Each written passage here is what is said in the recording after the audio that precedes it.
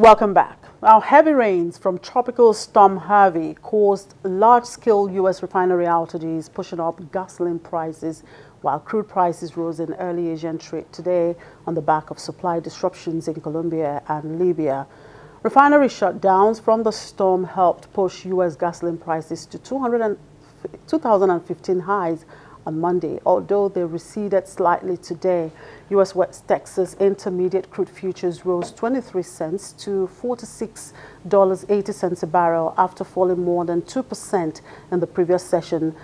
On international oil markets, Brent crude futures were up 17 cents at $52.06 per barrel. For more on the global oil market, I'm being joined by the research analyst with financial derivatives company, Bolanle Olutosun. Hello, Bolanle. Thank you very much for joining us on the program. Hi, thank you. Now, oil prices are up at $52 per barrel. Now, is it just about the tropical storm issue or there is more to it? Okay, so this morning, we saw oil prices inch up to about $52 per barrel. But as we speak now, it's actually declining to about $51.9 per barrel, trending lower now. We've seen that for today, it's not just about the tropical news is playing a huge impact, but we've also seen the Sahara oil field in Libya being closed for maintenance. It's been closed for about a week now and hasn't been reopened. We've also seen another oil field which is producing less than, the stated capacity of the oil field. There are also news about disruptions within Libya as well, which is also hindering crude production. But aside from Libya, we also have disruptions by rebel attacks in Colombia, which has also affected production within the area. I think there were some bomb attacks which destroyed some pipelines there, like the second largest pipeline within Colombia. So that had played huge impact on the oil price market. But now we're seeing oil prices, trend downwards regardless. Now let's talk more about the storm in the U.S. We've seen refinery outages there owing to this storm. What would be the implication for global crude and, of course, refinery products in general? Yeah, so in the U.S., you have about 141 refineries all across the states. But in Texas, where we're having the tropical storm, you have about 30 refineries there. And this has a capacity of producing about 5.7 million barrels per day. And currently, due to the storm, we're seeing, or there's news that, about 2 to 3 million barrels per day has been affected. So that's a huge number in the sense that Texas is the heart of the energy sector within the U.S.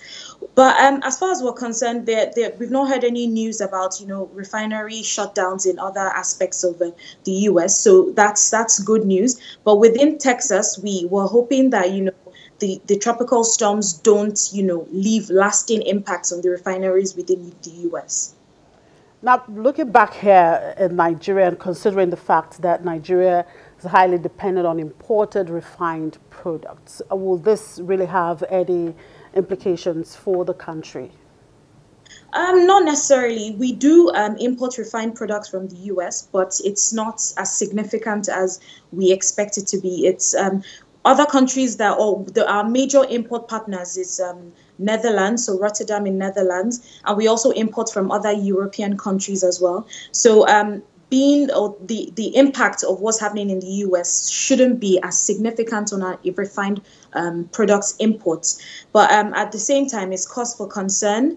But then regarding its impact on oil prices, which we're more interested in Nigeria, it's important to note that these are refined products which are not having significant impacts on the price. There's nothing happening to U.S. crude stockpiles, crude inventories. They're still very high. So and that explains the reason why we're not actually seeing an upward trend in oil prices. So what's your outlook for oil prices? Like I said, we do not expect this tropical storm, even though it's devastating, we do not expect it to have any significant impact on oil prices. If the trends in Libya and Colombia still continue in the same direction, it's likely that oil prices will continue to trend higher. But the likelihood of seeing oil prices above $52 per barrel this week is slim. All right, thank you very much for your time, Bolanle. Bolanle Olutosin is one of the research analysts with Financial Derivatives Company here in Lagos. And finally on the program, a group of engineering students in Cairo have built a machine that produces alternative fuel from vehicle tires. They extract diesel, black carbon, and gasoline from old rubber car tires. Let's watch this. The university students came across the idea when they were looking for a graduation project and learned about the technology from a professor at the university. One of the students, Mohammed Saeed Ali, says the technology is inexpensive and easy to operate, which is partly why it's common in other countries.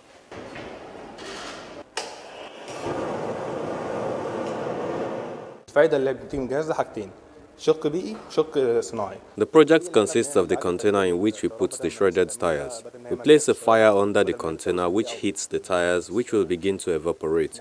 We put the vapor into a condenser which condenses the vapor, and the product is diesel oil. It is very similar in properties to pure diesel, and the carbon or black coal is just left inside the container.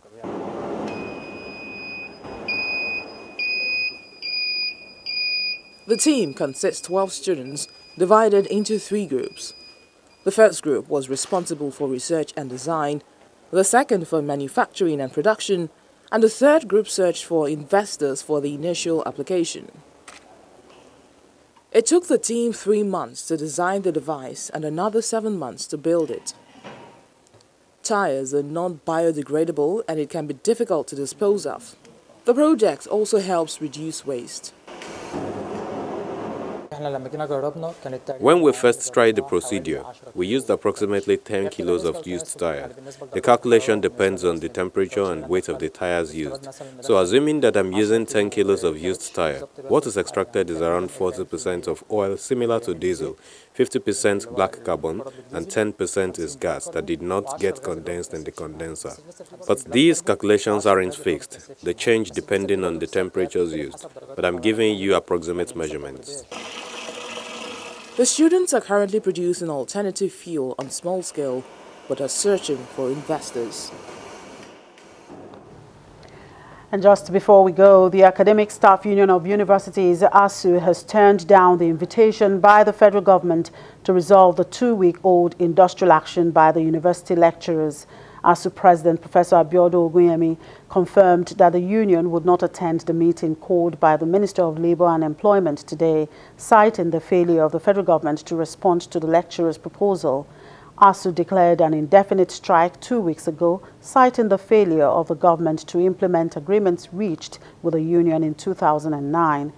Meeting was called by the Minister of Labour and Employment, Senator Chris Ngige, following the failure of ASU to get back to the federal government after both parties met on August the 17th, 2017.